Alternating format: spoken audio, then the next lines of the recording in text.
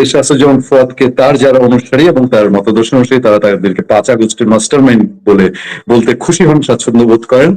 আর আমরা সাংবাদিকতার প্রয়োজনে আমরা 2022-23 থেকে আমরা যা দেখেছি যে অত্যন্ত প্রতিকূল একটা পরিবেশে এবি পার্টি খুব ধীরে ধীরে তারা আত্মপ্রকাশ করেছে, এগিয়েছে এবং একটা সময়ে খুব কঠিন ভাবেই ওয়েস্ট আসাদ যেমন ফুয়াদকে দেখা গেছে যে আওয়ামী লীগ শাসন এবং জুলাই আগস্টের আন্দোলনে ভূমিকা রাখতে।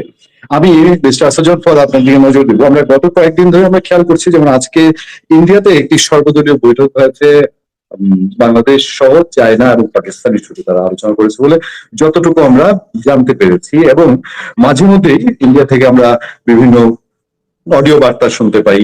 ইতিমধ্যে বাংলাদেশ গভর্নমেন্ট কয়েকবারই বলেছেন যে সাবেক প্রধানমন্ত্রী শেখ হাসিনা ইন্ডিয়াতে আছে, তিনি কেন ওখান থেকে রাজনৈতিক বক্তব্য দিচ্ছেন। তো কখনো কখনো সেই অডিও বার্তাতে যে তিনি ফিরে আসছেন, দ্রুত ফিরে আসছেন, এখন বলা হচ্ছে এরকম যে ইন্ডিয়ান গভর্নমেন্ট তাকে ফিরিয়ে দিচ্ছে এবং এই দেশে জঙ্গিবাদের আবার একটা অভিযোগ তুলেছে। এই ওভারঅল বিষয়গুলো আপনি বরাবরই দেখেছি যে আপনি এই ইস্যুগুলোতে আপনি নিজেও বিভিন্ন বক্তৃতায় আপনি স্ট্রং আপনার একটা অবস্থান তুলে ধরেন। এই ক্ষেত্রে এই বিষয়গুলো আপনি কিভাবে দেখছেন? আমরা বেশ কয়েকজনের মতামত কিন্তু তুলে ধরেছি আমাদের চ্যানেলে, আপনার একটু এখানে দৃষ্টি আকর্ষণ করছে জন ফুয়াদ। দেখেন, ভারতে এই ধরনের সর্বদলীয় মিটিং বাংলাদেশকে কেন্দ্র করে এর আগে কয়েকবার হয়েছে। হাসিনাকে আশ্রয় দেবে কি দেবে না এই বিষয়ে হয়েছে। তার পরবর্তীতে আপনার মনে থাকার কথা, ক্যান্টনমেন্টের ভিতরে ভারতে উত্তরপ্রদেশের কোন এক জায়গাতে রাজনাথ সিং মিলিটারি অফিসারদের প্রিপেয়ারনেস, যুদ্ধের প্রস্তুতি বিষয়ে তখন বাংলাদেশের প্রশ্ন নিয়ে আসছিলেন। এরকম বেশ কয়েকবার আলোচনা হয়েছে। দেখেন, প্রতিবেশী রাষ্ট্র বাই ডিফল্ট শত্রু রাষ্ট্র। আমার স্বাধীনতা, সার্বভৌমত্ব, আমার জাতীয় স্বার্থের সবচেয়ে প্রথম আঘাতটা আসে হইল প্রতিবেশী রাষ্ট্র থেকে।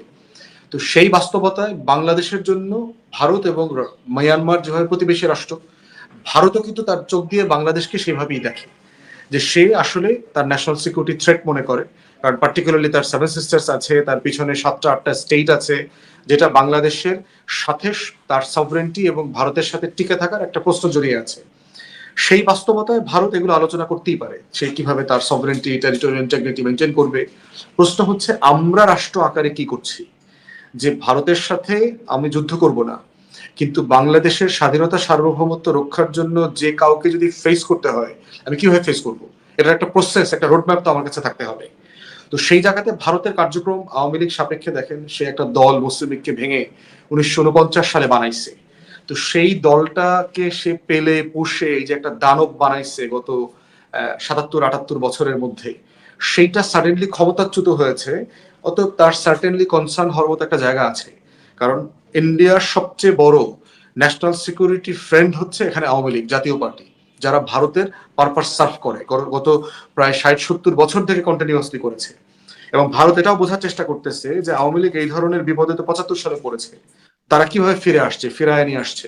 অতএব সেই জায়গাতে এখানে এখন কি প্রসেসে আবার আওয়ামী লীগকে তারা ফিরায় নিয়ে আসবে, সেই আলোচনাটা তারা করছে। এবং এখানে অনেকগুলো অপশন আছে, যেহেতু নির্বাচনের আলোচনা চলছে, এখানে নির্বাচন কবে হবে, আওয়ামী লীগ নির্বাচন করতে যদি না পারে তাহলে জাতীয় পার্টিকে দিয়ে অথবা অন্য কোনো ল্যাপডক, মানে খুবই আদরের কোনো কুকুর টুকুর খুঁজে পাওয়া যায় কিনা, যাদেরকে দিয়ে সে ব্যাকডোর দিয়ে আওয়ামী লীগকে আবার পুনর্বাসিত করতে পারবে। তো সেইখানে আওয়ামী লীগ হচ্ছে তার একমাত্র অপশন। এর বাইরে সে আর কোনো, তার 10 পর্যন্ত আওয়ামী লীগের বিকল্প আর কোনো অপশন নাই। এখন তার কাছে এটা অবশ্যই একটা অল পার্টি ইন্টারেস্টের জায়গা, যেন ফরেন পলিসি ওয়াইজ সরকার পরিবর্তন হলেও সেই জায়গাটা মেনটেন করতে পারে। তো সেটা বোঝার চেষ্টা করবে। এবং পার্টিকুলারলি এখন তাদের কাছে একটা কনসার্নিং বিষয় হয়ে গেছে, আপনি দেখেছেন যে বিভিন্ন রাজনৈতিক দলের নেতারা প্রচুর চায়না সফর করছে, 5 দিন 7 দিন 10 দিনের প্যারা নিতে যাচ্ছে। ছাত্র নেতারা যাচ্ছে, বিভিন্ন দলের, বিএনপির কয়েক দফা ডেলিগেশন গেছে, জামাতের প্রতিনিধিরা গেছে, অন্যান্য ইসলামিক দলের প্রতিনিধিরা গেছে, গণতন্ত্র মঞ্চ সহ বামপন্থীরা গেছে।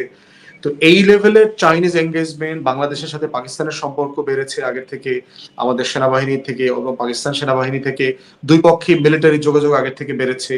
তারপরে হচ্ছে ভারত পাকিস্তান যে একটা যুদ্ধ কনফ্রন্টেশন হয়ে গেল 2 সপ্তাহের মতো, সেখানে ভারতের শোচনীয় পরাজয়, এবং এই পরাজয়ের পিছনে যে চাইনিজ অস্ত্র পাকিস্তান কিভাবে সাহায্য করেছে, এবং সেই চায়নার সাথে পাকিস্তানের সাথে বাংলাদেশের সম্পর্ক সার্টেনলি ভারতের জন্য উদ্বেগজনক। সে তার সীমান্ত, তার ইন্টিগ্রিটি, তার 7 সিস্টার্সকে রক্ষা করবার জন্য সে তো কোনো সন্দেহ নাই, সে যথেষ্ট চিন্তিত আছে। তো সেই জায়গাতে হচ্ছে আমাদের ম্যানুভারিংটা আমরা কিভাবে করব, যে রাষ্ট্র আকারে আমার ফরেন পলিসি, আমার ডিফেন্স পলিসি, আমার ন্যাশনাল ইন্টারেস্ট, আমি কিভাবে এটাকে মেনটেন করব। তো সেই জায়গাতে আমাদের সিরিয়াস আলোচনা কনভারসেশন হওয়া দরকার, এবং যেখানে যেখানে পলিটিক্যাল পার্টিকে ইনভলভ করা দরকার আমি অন্তর্বর্তীকালীন সরকারকে বলবো যেন তারা সেটা করেন, এবং করে একটা সমন্বিত পরিকল্পনা যেন আমরা নিতে পারি। তা না হলে যেটা হবে যে এটা একটা দলীয় অথবা মানে অদলীয় অনির্বাচিত সরকারের একটা পরিকল্পনা থাকবে, যেটা পরবর্তীতে বিতর্কের জায়গা করে দিতে পারে আর কি। তবে আমি আর দুটা ছোট্ট বিষয় আপনার মতামত জেনে আমি শেষ প্রশ্ন দিয়ে শেষ করবো। সেই ছোট্ট বিষয়টা হচ্ছে যে অনেকেই আপনাকে বলেন বা আপনার যারা সমালোচক তারা বলবেন যে আওয়ামী লীগ যেমন বিরোধী মতের প্রতি তার জিরো টলারেন্স ছিল, একেবারেই খুবই খুবই অ্যাগ্রেসিভনেস ছিল আওয়ামী লীগের। ব্যারিস্টার ফুয়াদ তার যে বিরোধী মত, বিরোধী দর্শন, সেটা যদি আওয়ামী লীগ বলি, সেদিকে তিনিও আওয়ামী লীগের মতন একেবারে একটা খুবই মানে যেটা পলিটিক্সে আপনারা একটা সময় বলেছেন যে বিরোধী মতের প্রতি সম্মান থাকা, সেটা নাই। এই অভিযোগটা করা হয় যে তিনি খুব কট্টরপন্থী একজন মানুষ, এটা সাপোর্ট করে। আপনি যখন বলেছেন যে 16ই ডিসেম্বর কি স্বাধীনতা দিবস আপনি মনে করেন না, এবি পার্টি ওভারঅল মুক্তিযুদ্ধের বিরুদ্ধে কথা বলে না, আপনাদের শুরু থেকে এটা আমরা দেখেছি। কিন্তু আপনাকে অনেক সময় বলা হয় যে ওনারা মুক্তিযুদ্ধের চেতনা এবং স্বাধীনতা বিরোধী মানুষ। এই দুটা জায়গায় যে আপনার আপনার রাজনীতিতে টলারেন্সি, যে আপনি কতটুকু বিরোধী মত সহ্য করবেন, আজকে কম্পারেটিভলি অনুকূল পরিবেশে, ভবিষ্যতে আরো অনুকূল পরিবেশে গেলে কতটুকু করবেন। দ্বিতীয় হলো যে এবি পার্টি মুক্তিযুদ্ধকে কি সঠিক মনে করেন, বা আপনি কি 16ই ডিসেম্বরে যে স্বাধীনতা দিবস সেটাকে আপনি এখনো মনে করেন যে সেটা ভুল? প্রথম কথা হচ্ছে যে বিরোধী দলের প্রতি শ্রদ্ধা সহনশীলতার ব্যাপারে আমাদের পজিশন খুবই উদার। প্রশ্ন হচ্ছে আওয়ামী লীগ রাজনৈতিক দল কিনা। আওয়ামী লীগকে ইন প্রিন্সিপাল আমি রাজনৈতিক দল মনে করি না। আমি এটাকে বাংলাদেশের স্বাধীনতা সার্বভৌমত্বের জন্য জাতীয় হুমকি মনে করি। It's a national security threat. বাংলাদেশের ইন্টারনাল কোনো ফোর্সকে যদি আপনি জাতীয় নিরাপত্তার সবচেয়ে বড় হুমকির তালিকা করেন, তার ভিতরে 1 নম্বরে আসবে আওয়ামী লীগ, দ্বিতীয়ত আসবে জাতীয় পার্টি, এরপরে কিছু কালচারাল সংগঠন আছে, এন্টিটিজ আছে, ব্যক্তি বুদ্ধিজীবী তারা আছে। এখন প্রশ্ন এই হচ্ছে জায়গাটা আমি এই জায়গাটা আমি এই জায়গাটা আমি একটু ইন্টারফেয়ার করি, বলতে যেখানে আওয়ামী লীগ যখন ক্ষমতায়, আওয়ামী লীগ বলতো বাংলাদেশের স্বাধীনতা সার্বভৌমত্বের জন্য হুমকি হচ্ছে জামাত বিএনপি। মানুষ এই জায়গাটাই মিল পায় যে এখন আপনারা অনুকূল জায়গায় গিয়ে এখন আপনারা বলছেন আওয়ামী লীগ এবং জাতীয় পার্টি। মানুষ একটা কনফ্লিক্টে পড়ছে না? জামাতের ব্যাপারে কি বাংলাদেশে কোনো গণ অভ্যুত্থান হয়েছে? সারা দেশের মানুষ একসাথে নেমে এসে জামাতকে ক্ষমতাচ্যুত করেছে? জামাতকে কখনো নির্বাচিত করেছে? জামাত কি আসলে বাংলাদেশে কোনো হুমকি হওয়ার মতো শক্তি সামর্থ্য রাখে? মানে আপনি একজনকে শক্তি বলতে হইলেও তো তার একটা ক্যাপাসিটি থাকতে হবে। আওয়ামী লীগকে কেন আমি ন্যাশনাল সিকিউরিটি থ্রেট বলছি, কারণ সে এই দেশের ক্ষতি করতে পারে, এবং সে যে ক্ষতি করেছে এটার এভিডেন্স আছে। এটা নিয়ে যদি আপনি একদিন কথা বলতে চান, আওয়ামী লীগ কিভাবে বাংলাদেশের জাতীয় নিরাপত্তার হুমকি, এটা আমি হিস্টোরিক্যালি এভিডেন্স দিয়ে ফ্যাক্টস বেজ আমি আপনাকে বলতে পারবো। কিন্তু আজকের কনভারসেশন তো তত যেতে পারবে না। তো প্রশ্ন হচ্ছে রাজনৈতিক দলের যে আন্তর্জাতিক ডেফিনেশন আছে, এই ডেফিনেশনের সংজ্ঞায় আওয়ামী লীগ পড়ে না। অতএব যে রাজনৈতিক দলের সংজ্ঞায় পড়ে না, এর মানে হচ্ছে যে আমি কি নাৎসিদের সমালোচনা করতে পারবো? আমি কি ফ্যাসিস্টদের সমালোচনা করতে পারবো? আমি কি হোয়াইট পার্টি ডি ক্লার্কের তার সমালোচনা করতে পারবো? তাকে কি আমি সহনশীল, তাকে কি আমি টলারেট করব? মানে আসলে আমি কাকে সমালোচনা করব আর কাকে টলারেট করব, এটার জায়গাটা তো আমার জাতীয় স্বার্থ সাপেক্ষে ঠিক করতে হবে। যেই দলটা বাংলাদেশকে গত 16 বছরে আর একটা দেশের কাছে বেচে দিয়েছে, লিটারালি আমার স্বার্থ বেচে দিয়েছে, সে তো রাজনৈতিক দলের ডেফিনেশনেও পড়ে না। অতএব তার প্রতি সহনশীল হওয়া মানে হচ্ছে আমার দেশের প্রতি, আমার লাল সবুজের পতাকার প্রতি আমার গাদ্দারি করা, বেইমানি করা। অতএব সেইটা তো আমি ইকুয়ালি আমার কাছ থেকে আপনি আশা করতে পারেন না যে আমি আমার দেশকেও ভালোবাসবো, আবার দেশের শত্রুর প্রতিও আমি সহনশীল থাকবো। দেশকে ভালোবাসা মানে হচ্ছে দেশের শত্রুর ব্যাপারে আমাকে সোচ্চার থাকতে হবে, তাকে আমি কোনো ছাড় দেব না। এর মানে কি এইটা দেখেন, সহনশীল হইলে কি আমরা শাহবাগে গিয়ে কি আমরা হাসিনা ফাঁসি চাইছি, না আমরা বারবার শেখ হাসিনা এবং আওয়ামী লীগের নেতাকর্মীদের বিচার চাইতেছি? আমরা আসলে কোনটা চাই? আপনি আপনার নোটিসে পড়েছি কিনা, আমি অসংখ্যবার টক শোতে এবং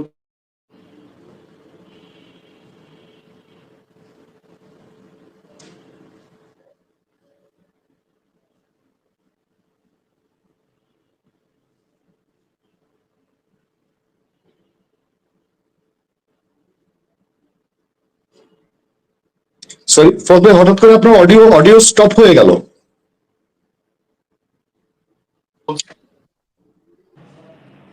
ফোন এসেছিল বোধহয়।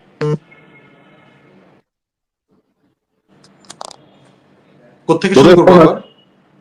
আপনি বলছিলেন যে আমরা ফোন তো করা আপনি বিভিন্ন টক শোতে সবসময় বলেন যে আপনি ক্লিয়ার থাকেন ওই জায়গাটায়। মানে আমরা প্রত্যেকটা শোতে, প্রেসে, টেলিভিশনে বারবার বলেছি যে শেখ হাসিনার প্রতিও বিচারিক জুলুম করা যাবে না। আমরা কিন্তু শাহবাগে গিয়ে ফাঁসি চাই বলে স্লোগান দেই নাই যে সালমান এফ রহমানের ফাঁসি চাই, ওবায়দুল কাদেরের ফাঁসি চাই, শেখ হাসিনার ফাঁসি চাই। অতএব আমরা কি বলছি? আমরা বলছি শেখ হাসিনার বিচার চাই। এবং শুধু বিচার না, আমরা বারবার বলেছি যে আইসিটি, মানবতা বিরোধী অপরাধ ট্রাইব্যুনাল যেটা হয়েছে, তাদেরকে সর্বোচ্চ ইনসাফের সাথে বিচার করতে হবে। কারণ আমার শত্রুর প্রতিও যেন কোনো বেইনসাফি না হয়, জুলুম না হয়, আমরা সেটা চাই। অতএব সেই জায়গাতে আমার সহনশীলতা আপনি আর কি এক্সপেক্ট করতে পারেন?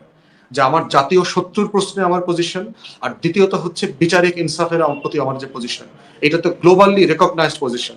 কোন দেশ তার শত্রুকে, তার সার্বভৌমত্বের শত্রুর প্রতি সে টলারেট করবে? এমন একটা দেশের কথা আমাকে বলেন। এবং এটা করার মধ্যে দিয়ে আমার দেশের প্রতি আমার ভালোবাসা, আমার কমিটমেন্ট থাকবে কিনা, এটা আমি মনে করি না। এরপরে দেখেন 16ই ডিসেম্বর প্রশ্ন, ওটা একান্তই আমার ব্যক্তিগত মত।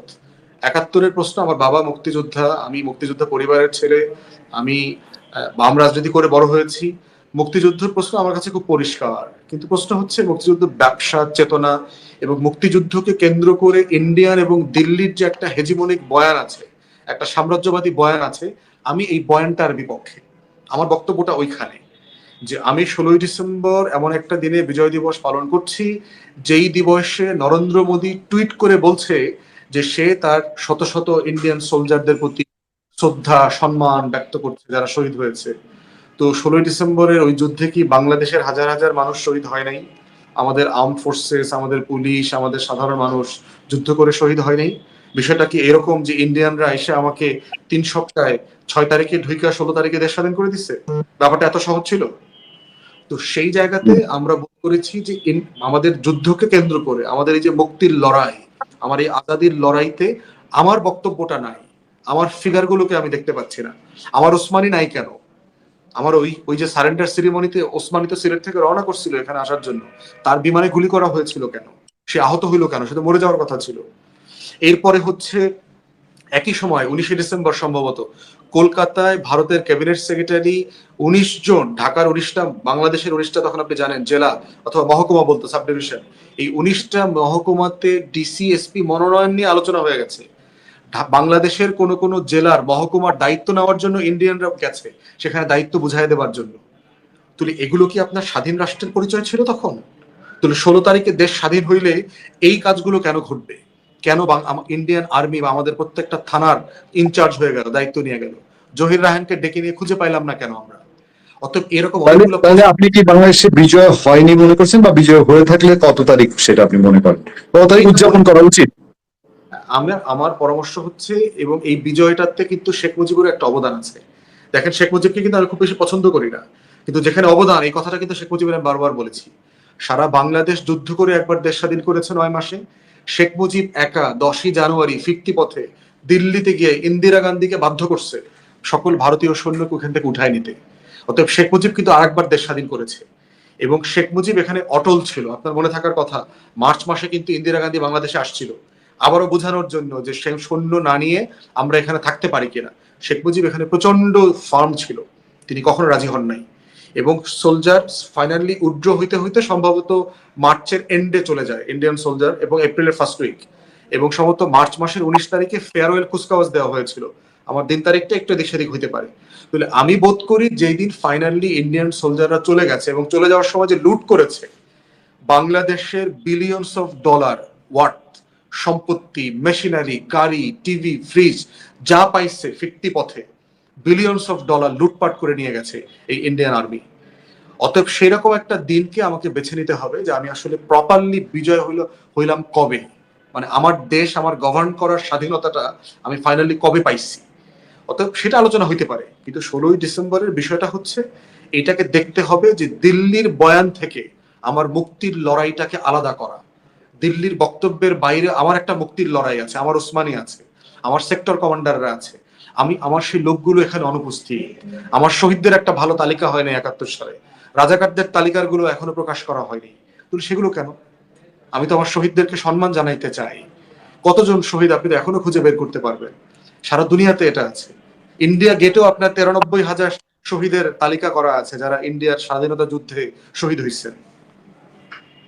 এই কারণে আমরা বোধ করি এটা আলোচনা হোক। এটা এটা মুক্তিযুদ্ধকে অস্বীকার করে না, এটা করে হচ্ছে যে মুক্তিযুদ্ধের মাধ্যমে ইন্ডিয়ান যে হেজিমনি সাম্রাজ্যবাদ এখানে কায়েম হবার চেষ্টা করা হয়েছিল সেটাকে আমাকে অ্যাড্রেস করতে হবে। আমি আমি শেষ করব আর দুটো মতামত নিয়ে, আপনার ছোট দুটো মতামত। ভারত ও শেখ হাসিনাকে নিয়ে এই মুহূর্তে কি ভাবছে সরকার? কমফোর্টেবল জায়গা আছেন, গ্রহণযোগ্য জায়গা আছেন সরকারের কাছে, তো সরকারকে তাহলে আপনারা এই প্রস্তাব নিশ্চয়ই দিচ্ছেন যে এরকম একটা কিছু করা হোক নাকি? হ্যাঁ, সেটা পাবলিকলি অসংখ্যবার বলেছি একটা কমিশন করতে, শুধুমাত্র জুলাই কমিশন না, যে আপনার আমরা বলেছি যে ৭১-এ আমাদের কতজন ভাই বোন শহীদ হয়েছে তার তালিকা করেন, কতগুলো গণহত্যা হয়েছে।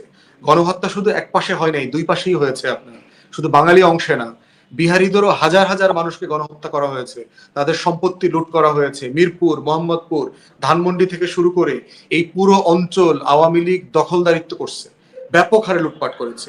এরপরে হচ্ছে হিন্দু সংখ্যালঘুদের উপরে ব্যাপক আপনার লুটতরাজ এবং গণহত্যা হয়েছে। এর প্রত্যেকটা জিনিস মানে আনফোল্ড করে ফেলা দরকার। কোথায় কতজন শহীদ হয়েছে? আপনি ৩০ লক্ষ শহীদের কথা বলছেন, আমি ৩০,০০০-এর নাম জানি না। আপনি একটা ফলোক করেন যেখানে প্রত্যেক শহীদের নাম নাম লেখা থাকবে। মানে বিষয়টাকে তো একটা জায়গাতে এন্ড করতে হবে। বলছেন জামাত শিবির রাজাকার, কিন্তু রাজাকারের তালিকা যেটা ১০,০০০ প্লাস আওয়ামী লীগ বের করেছিল সেখানে প্রায় ৮,০০০-ই হইলো আওয়ামী লীগের লোক। তাহলে আপনি স্লোগান দিচ্ছেন জামাত শিবির রাজাকার, এই মুহূর্তে বাংলা ছাড়। তাহলে প্রশ্ন হচ্ছে আপনার হিস্ট্রির সাথে এই বিষয়গুলো তো আমাদেরকে একটা জায়গাতে রিকনসাইল করতে হবে, একটা এন্ডিং এ আনতে হবে, যে আমি কোথায় এটা শেষ করব, এটা নিয়ে আমি আর লেবু কচলাবো না, এটা আমি চাচ্ছি। আমরা শেষ করবো, শুধু শেষ দুটো মতামত আপনি যতটুকু সময়ের মধ্যে দেন। নাম্বার ওয়ান, আপনি এনসিপি যখন গোপালগঞ্জে আক্রান্ত হয়েছে আপনারা এনসিপির পক্ষে স্টেটমেন্ট দিয়েছেন, অবস্থান নিয়েছেন, সমালোচনা করেছেন। আমরাও চাই না যে এনসিপির ছেলেপেলেরা যারা আছে তারা আক্রান্ত হোক, এটা আমাদেরও কারো ইন্টেনশন না। বাট একটা অভিযোগ চারদিক থেকে উঠে, কম বেশি উঠছে, যে তাদের রাজনৈতিক প্রোগ্রাম দেওয়ার যে একটা চিন্তাশীলতা, দূরদর্শিতা, এবং নাম্বার টু হচ্ছে উস্কানি দেওয়ার জায়গা। গোপালগঞ্জে যেটা ঘটেছে সেটা আপনারা আওয়ামী লীগ, যুবলীগ, ছাত্রলীগ বলছেন, বাট কক্সবাজারে কিন্তু একই রকম ঘটনা ঘটবে। এবং এনসিপি কে দেখে অনেকে বলছেন যে আদতে এখন যে সিচুয়েশন, যেমন আপনারা পিআর নিয়ে কথা বলছেন, জামাত পিআর যাচ্ছে, এই সিচুয়েশন হলে আদতে কি নির্বাচন এখন সম্ভব? আমি এই দুইটা জিনিস আপনার মতামত চেয়ে আজকে শেষ করতে চাই। প্রথম কথা হচ্ছে সকল রাজনৈতিক দলকে রেসপন্সিবল আচরণ করতে হবে। একটা দায়িত্বশীল রাজনীতি নাই বলেই তো আমাদেরকে এত প্রাণ হারাইতে হলো, এবং গত ৫৩ বছরে বারবার বিভিন্ন আন্দোলনে এই প্রাণ ঝরায় চলছে আর কি। সেখানে আমি ইতিমধ্যে দেখতে পাচ্ছেন যে বিএনপি জামাতের বিরুদ্ধে, জামাত বিএনপির বিরুদ্ধে, চরমোনাই এনসিপির সাথে বিএনপির দূরত্ব, সব মিলায় কিন্তু গণ অভ্যুত্থানের পক্ষে শক্তিগুলোর ভিতরে একটা বিভাজন আমরা দেখতে পাচ্ছি, একটা টেনশন দেখতে পাচ্ছি। তো সেই জায়গাতে আমি বারবার বলেছি, গত ১ সপ্তাহ ২ সপ্তাহ থেকে কন্টিনিউ বলে যাচ্ছি যে সকল রাজনৈতিক দলের সমালোচনা করবার অধিকার আছে। বিএনপির নেতাকে বিএনপির পলিসি নিয়ে কথা বলার, সমালোচনা করার সুযোগ আছে, কিন্তু তারেক রহমানকে যদি আপনি বাপ মা তুলে এবং মানে অতীব অশ্রাব্য ভাষায় গালি দেন, এটা তো আবার রিয়াকশন আছে। আবার আপনি একজন নেতাকে মানে মানে গডফাদার বলতেছেন, আবার বিএনপির একজন নেতা চরমোনাইকে বলতেছে চরের দল, তো বিএনপির এক নেতা জামাতকে বলতেছে আমরা চাইলে ২৪ ঘন্টার মধ্যে জামাত নাই হয়ে যাবে, কোথাও রাজনীতি করতে পারবে না। মানে এই আচরণগুলো কারো কাছ থেকেই কাম্য না। আমি ইকুয়ালি সবার সমালোচনা করেছি যে আমরা ২৪-এর পরে বারবার বলেছি যে একটা নতুন রাজনৈতিক বন্দোবস্ত চাই, মানে হলো আমাদের কথা, কাজে, আচরণে এই নতুন বন্দোবস্তটা প্রতিফলিত হইতে হবে, যে আসলে আমি আসলে কেমন বাংলাদেশ চাই। তো সেই জায়গায় ঘাটতি দেখতে পাচ্ছি। তো সেখানে সকল রাজনৈতিক দলের প্রতি আমাদের এই আহ্বান আমি বারবার রাখছি যে একটা রেসপন্সিবল পলিটিক্স করি, আসেন সবার সমালোচনা করি। ঐকমত্য কমিশনে আমরা গিয়ে বিএনপির বিরুদ্ধে কথা বলছি না, কই বিএনপির কাউকে নিয়ে তো জন্য গালাগালি করতে হচ্ছে না, বিএনপির কারো বাপমা তুলে গালি দিতে হচ্ছে না। দ্বিমত করবার তো একটা জায়গা, স্পেস থাকবে এবং থাকতে হবে। এটা নির্বাচন আমি এখন পর্যন্ত পিছায়া যাবে এমন কোনো বাস্তবতা আমি দেখতে পাচ্ছি না। তবে নির্বাচন আয়োজনের তো চ্যালেঞ্জ আছে, নিঃসন্দেহে কোনো সন্দেহ নেই। আপনি দেখতে পাচ্ছেন যে বাংলাদেশ রাষ্ট্রের প্রত্যেকটা প্রতিষ্ঠান ভেঙে গেছে। ইনফ্যাক্ট আওয়ামী লীগ যখন চলে গেছে এই রাষ্ট্রে কিচ্ছু নাই। এটার আমলাতন্ত্র বলেন, এটার পুলিশ বলেন, গোয়েন্দা সংস্থা বলেন, নির্বাচন কমিশন বলেন, সবকিছু মানে ডিসম্যান্টল করে দিয়ে গেছে। তো সেরকম একটা বাস্তবতায় আপনার যে বিশৃঙ্খলা চলছে, যে আইন শৃঙ্খলার ঘাটতি আমরা দেখতে পাচ্ছি, পুলিশ বাহিনীতে অতি আওয়ামীকরণ করবার কারণে যেটা হয়েছে, এখানে অ্যাক্টিভিজম, এখানে সক্রিয়তার ঘাটতি আছে, যদিও সেটা আগের থেকে অনেক কমে আসছে এবং রিফর্মের এজেন্ডা নিয়ে আলোচনা হচ্ছে, এটা চালিয়ে যেতে হবে।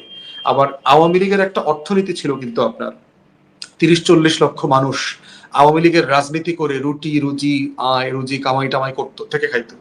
তো এই মানুষগুলো তো বেকার হয়ে গেছে। তো বেকার হয়ে যাওয়ার কারণে যেটা হচ্ছে চুরি, ছিনতাই, ডাকাতি, তারপরে হচ্ছে আপনার কিশোর গ্যাং, এই ধরনের অপরাধের পরিমাণ বেশি দেখতে পাচ্ছি আমরা। প্রাতিষ্ঠানিক অর্থনীতি ভেঙে দিয়ে গেছে। অর্থনীতি ভঙ্গুর হওয়ার কারণে যেটা হয়েছে, বেকারত্ব বেড়েছে, অর্থনৈতিক অ্যাক্টিভিটিস কমে গেছে, জনমানুষের ভিতরে টাকার যে ফ্লো সেটা কমে গেছে, কিন্তু আবার আর্থিক খাতে শৃঙ্খলাও ফিরে আসতেছে। তো এই রকম একটা বাস্তবতায় যথেষ্ট চ্যালেঞ্জ আছে একটা ভালো নির্বাচন করবার জন্য। এই জন্য আমি প্রস্তাব দিয়েছিলাম যে নির্বাচন কমিশনকে একটা স্থানীয় প্রশাসন নির্বাচন করা দরকার। ধরেন উপজেলা ইউনিট, 500 ইউনিটে একটা নির্বাচন করা দরকার, করে একটু ড্রেস রিহার্সালটা করা দরকার যে আসলে আমরা নির্বাচন করবার জন্য ফিট কিনা, কোথায় কোথায় ঘাটতি আছে, সেই ঘাটতিগুলো ইন বিটুইন মেটায় ফেলা। তখন জাতীয় নির্বাচনটা করলে যেটা হবে, জাতীয় নির্বাচনটা অনেক ফলপ্রসূ হবে, গ্রহণযোগ্য হবে। বাট অফকোর্স বিএনপি সহ অনেক দল নির্বাচন এখন চায় না, সেক্ষেত্রে চাপিয়ে দেওয়াটাও ন্যায্য হবে না। এটা সবাইকে যদি একমত করানো যায় তাহলে নির্বাচন কমিশন একটা নির্বাচন করতে পারতো। করলে তখন যেটা হতো, নির্বাচন সংক্রান্ত আরো সংস্কার এবং যেই ধরনের বিষয়গুলোতে হাত দেওয়া দরকার ছিল, প্রত্যাশা ছিল, সেগুলো করা সম্ভব হইতো বলে আমি মনে করি। তবে মোটা দাগে নির্বাচন নিয়ে আমি এখনো কোনো শঙ্কা দেখতে পাচ্ছি না।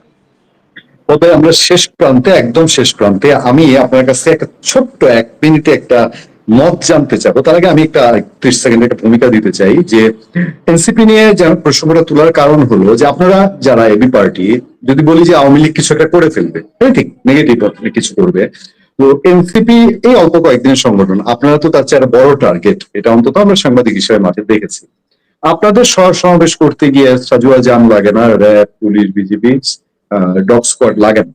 এখন একটা পলিটিক্যাল পার্টিকে যখন এই সাপোর্ট গুলো রাষ্ট্র দেয়, শুধু একটা রাজনৈতিক প্রোগ্রামের জন্য তখন প্রশ্ন উঠতে পারে কিনা। আর লাস্ট হচ্ছে যে দেখেন 5 আগস্টে যা ঘটেছিল, সারা বাংলাদেশে এত মানুষ এভাবে এই সময় নেমে এসছে রাজপথে, তারা অনিবার্যভাবে শেখ হাসিনার শাসন যে জায়গায় গিয়ে দাঁড়িয়েছিল, আওয়ামী লীগের শাসন, এটা পরিবর্তন চাচ্ছিল। কিন্তু তার মানে কি আজকে যেই দিন 1 বছর পরে, সেই দিন মানুষ চাচ্ছিল, তারা এটা প্রত্যাশা করেছিল? আমার প্রশ্ন হলো আপনার কাছে, এটা ছোট আনসার চাচ্ছি।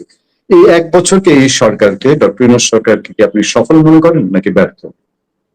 মোটা দাগে সফল মনে করি।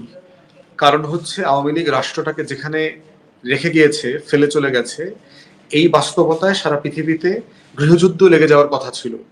আওয়ামী লীগের হাজার হাজার নেতাকর্মীর লাশ পিলারে পিলারে ফ্লাইওভারের সাথে ঝুলে থাকার কথা ছিল, ঘটে না এরকম কোনো ঘটনা। দ্বিতীয়ত হচ্ছে আওয়ামী লীগ অর্থনীতিটাকে যেখানে রেখে দিয়ে গেছে, সেখানে বাংলাদেশে দুর্ভিক্ষ হওয়ার কথা ছিল। পৃথিবীর বহু দেশে এরকম স্বৈরাচারের পতনের পরে ব্যাপক মাত্রায় দুর্ভিক্ষ হয়েছে। প্রফেসর ইউনূসের সাকসেস হচ্ছে যে সে এই রাষ্ট্রটাকে গৃহযুদ্ধ এবং দুর্ভিক্ষ থেকে বাঁচিয়ে একটা সেফ ল্যান্ডিং করেছেন, এবং বিশৃঙ্খল রাষ্ট্র ব্যবস্থা থেকে প্রতিষ্ঠানগুলোকে শৃঙ্খলায় ফিরিয়ে নিয়ে আসবার জন্য কাজ করছেন। এখানে রাজনৈতিক দল, অংশীজন থেকে শুরু করে সবার যার যার জায়গা থেকে একটা দায়িত্বশীল অবদান আছে, এটা আমাদেরকে কোনোভাবে ভুলে যাওয়ার সুযোগ নাই। মোটা দাগে শুধু ইউনূস সরকার নিয়ে যদি কথা বলতে হয়, আমার মনে হয় যে একটা লম্বা সময় দরকার। কি চ্যালেঞ্জ আছে, প্রত্যাশা আছে, কোন জায়গাতে কতটুকু পারলেন না, সে আলোচনা করা যাবে। এনসিপির ব্যাপারে যেটা বক্তব্য, সেটা হচ্ছে কোন রাজনৈতিক দল যদি চায় বাংলাদেশের যে কোনো জায়গায় তার প্রোগ্রাম করবার মতো অধিকার থাকতে হবে। সে যদি নিরাপত্তাহীনতায় ভোগে, তাকে নিরাপত্তা দেবার দায়িত্ব পুলিশের এবং রাষ্ট্রের। কিন্তু প্রশ্ন হচ্ছে এই লেভেলের ইকুইপমেন্ট এবং সোয়াদ পর্যন্ত নাকি সাপোর্ট দিয়েছে। তো এখন এই ধরনের এলিট ফোর্স ডিপ্লয় করবার মতো সিকিউরিটি থ্রেট আসলে তাদের আছে কিনা, সেটা এনসিপি নেতৃবৃন্দকে মানে এই প্রশ্নের উত্তর দিতে হবে, যে কেন তারা বোধ করছেন যে এই লেভেলের সাজোয়া জানের সাপোর্ট তাদেরকে নিতে হবে, কেন তারা বোধ করছেন তাদের জীবনের প্রতি এত হুমকি আছে, এবং সেটা কেন রাষ্ট্র দিতে ব্যর্থ হচ্ছে, অথবা পুলিশ কেন রেগুলার ফোর্স দিয়ে এটা করতে পারছে না, সেটা অবশ্যই তাদেরকে জবাবদিহি করতে হবে। বাট এটা মাথায় রাখতে হবে, এই লেভেলের সিকিউরিটি প্রোটোকল নিয়ে গণমানুষের রাজনৈতিক দল হবার বাস্তবতাটা কিন্তু জটিল হয়ে যেতে পারে, কারণ এটা আমাদের ইতিহাসে বিভিন্ন রকমের ঘটনা ঘটেছে। তো এটা জনগণ থেকে তাদেরকে জনসম্পৃক্ততা কমায় দিবে। তো সেক্ষেত্রে এনসিপি এবং রাষ্ট্রের আইন শৃঙ্খলা বাহিনী সবাইকে যার যার জায়গা থেকে এগুলোর উত্তর দিতে হবে। অনেক অনেক ধন্যবাদ বেস্ট আসল যেমন পদ, আপনি অনেক মূল্যবান আধা ঘন্টা সময় দিয়েছেন আমাদের সঙ্গে। নিশ্চয়ই সময় সুযোগ মতো আমরা আবারও আপনাকে আমন্ত্রণ জানাবো এবং আপনার কাছ থেকে আমরা মূল্যবান বিষয়বস্তু জানতে পারবো। এবং সামনে আপনার মতের, যেহেতু আপনি বিরোধী মতের প্রতি শ্রদ্ধাশীল রাজনীতিবিদ হিসেবে, আপনার বিরোধী মতের মানুষজন আমাদের আয়োজনে থাকবে। ভালো থাকবেন, সুস্থ থাকবেন। আপনার প্রতি আবারও অনেক অনেক শুভেচ্ছা এবং সালাম রইল। ধন্যবাদ।